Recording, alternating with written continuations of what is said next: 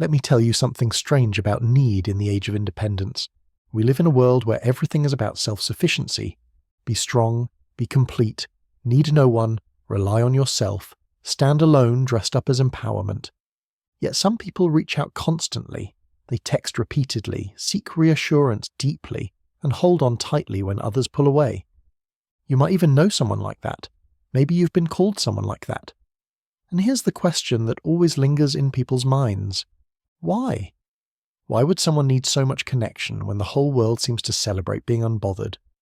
It's easy to assume that clingy people are simply needy or desperate, but that's not the full picture. Beneath the surface, there's an entire psychology at play, one that speaks volumes about attachment, fear, and the quiet terror of being left behind. See, for some people, closeness is not comfort. It's survival. It's the reassurance that they haven't been forgotten. Because whether we admit it or not, our culture has subtly reshaped how we view emotional need. It punishes vulnerability. It praises detachment. And yet, those who reach out constantly are often the ones who've learned that love can disappear without warning. They hold on because they've been let go before. They check in because silence once meant abandonment. They need proof because promises once meant nothing. Psychologists have found something fascinating. People who exhibit clingy behavior often score higher on traits like anxious attachment, hypervigilance, and fear of abandonment. They tend to be acutely sensitive to shifts in emotional temperature, to tone changes, to response delays. In other words, they aren't trying to suffocate you. They're trying to survive the panic of losing you. And in a world that treats neediness like weakness, that's exhausting. Because let's be honest, most of what clingy people do is not about control. It's about terror management. It's an unconscious attempt to prevent the pain they know too well. Every text, every call, every "Are you mad at me?" says, "Please don't leave. Am I still safe?" But when you need constant reassurance, something shifts. You begin to push people away by trying to hold them closer. You stop trusting love because you're always testing it. You start creating the very abandonment you're trying to prevent. And that's the secret psychology behind many clingy people. They crave security in a world that taught them nothing is permanent. They don't hate independence. They're just terrified of being alone. It's not about being dramatic or attention-seeking. It's about trying to survive emotional environments where love once felt conditional. Because when you've been abandoned before, you start valuing what can't vanish. Presence, consistency, proof, answers. For some, the need to be close comes after a kind of attachment wound. Maybe they grew up with a parent who was inconsistent, loving one moment, distant the next. Maybe they experienced betrayal, abandonment, or love that disappeared without explanation. They realized that every time someone pulled away, their world collapsed. They weren't just losing a person, they were losing their sense of safety.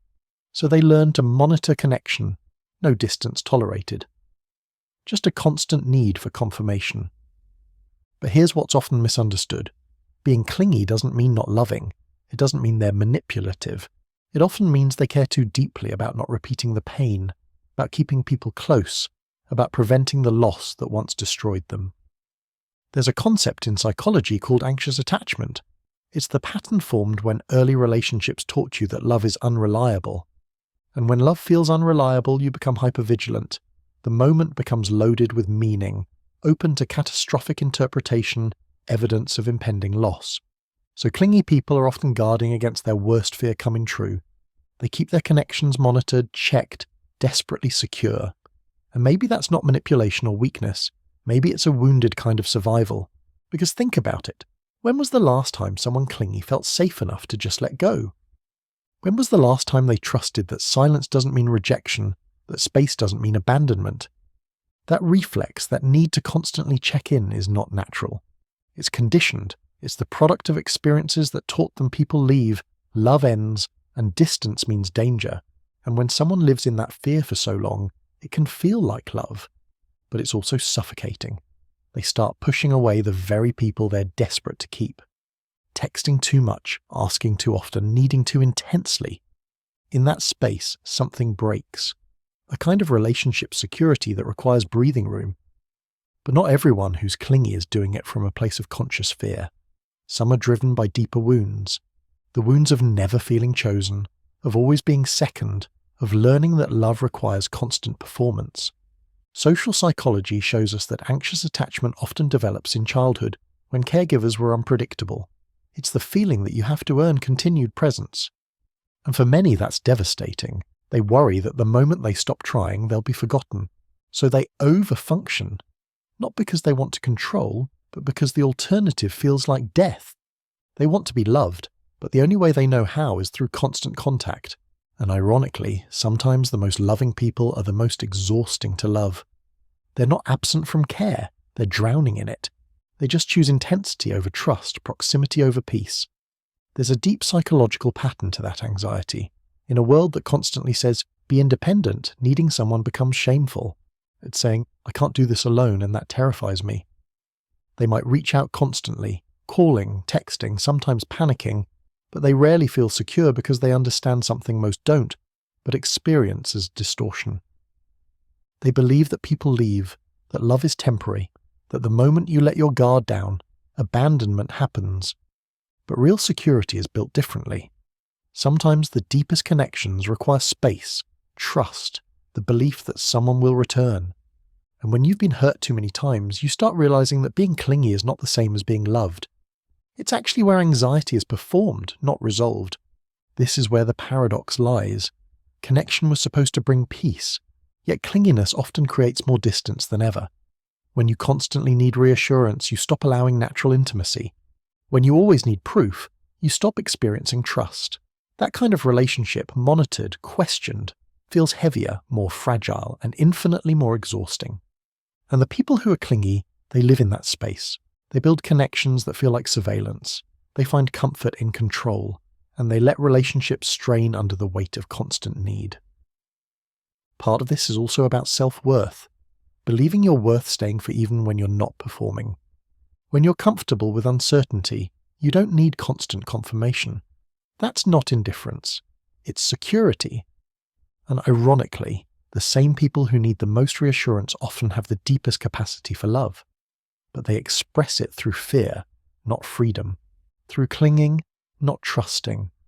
Because real love to them has always come with the threat of loss. It's not measured in peace or space. It's in constant presence, in immediate responses, in never being too far away. These are the people who exhaust their partners, who check in constantly, need relentlessly, and understand almost nothing about how their fear of loss creates the very distance they dread. They don't need to be told they're too much. They need to heal why they believe they're not enough. And maybe, just maybe, in a world that celebrates emotional unavailability, their clinginess isn't pathology. It's pain, a reminder that some people learned love through loss, that sometimes the neediest behavior comes from the deepest wounds. You know what's fascinating? The longer someone stays in clingy patterns, the more isolated they become. Relationships feel strained, partners feel suffocated, friends start creating distance. It's as if needing too much makes connection impossible. Because when you're always afraid of being left, you never actually arrive.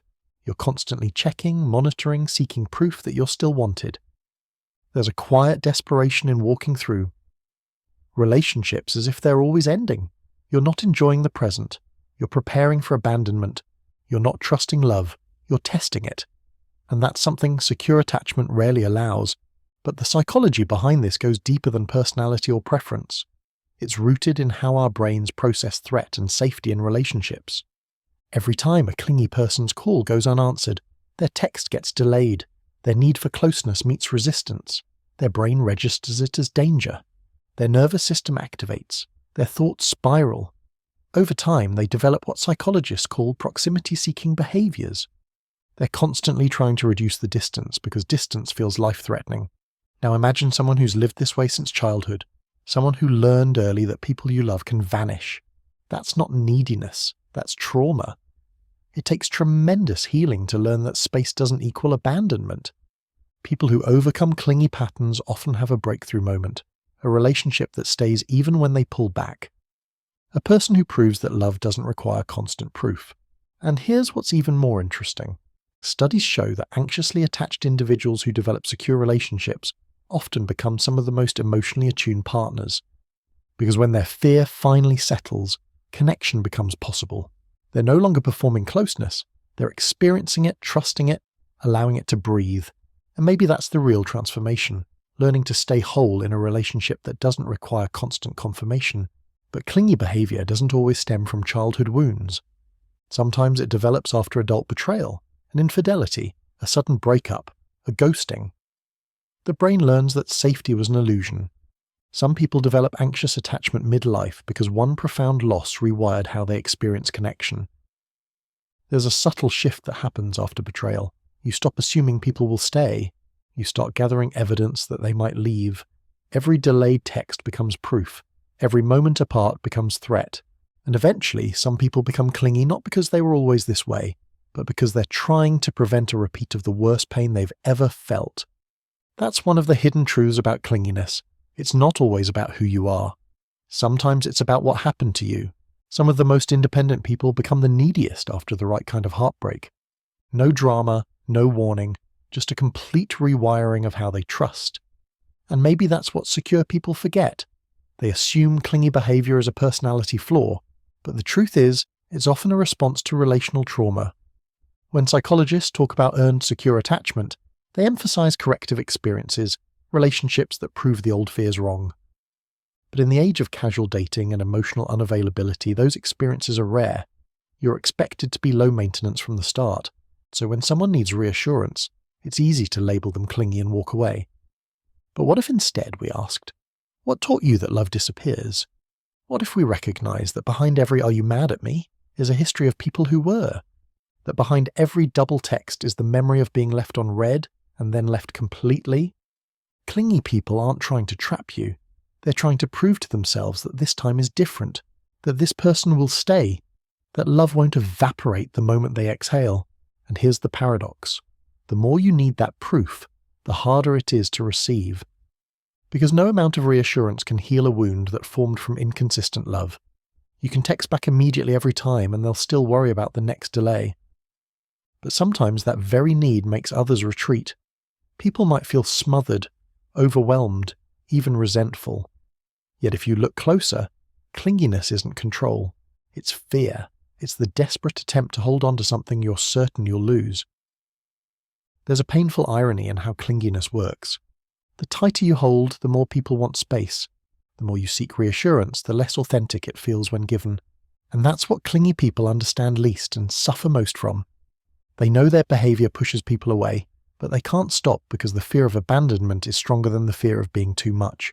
So the next time you encounter someone who seems too needy, don't assume they're broken. Maybe they learned love in an unstable environment. Maybe they're carrying wounds that haven't healed. Maybe every time they reach out, they're not asking, "Where are you?" They're asking, "Am I still safe?" Maybe they're the ones who've forgotten what the rest of us take for granted. That love can exist without constant proof. That people can leave the room and still come back. That sometimes the deepest connection requires letting go. Because in the end, we're not meant to cling, we're meant to trust. And the people who learn that, who heal their anxious attachment, they remind us of something beautiful. That neediness isn't who you are, is what you learned. And what's learned can be unlearned, one secure moment at a time.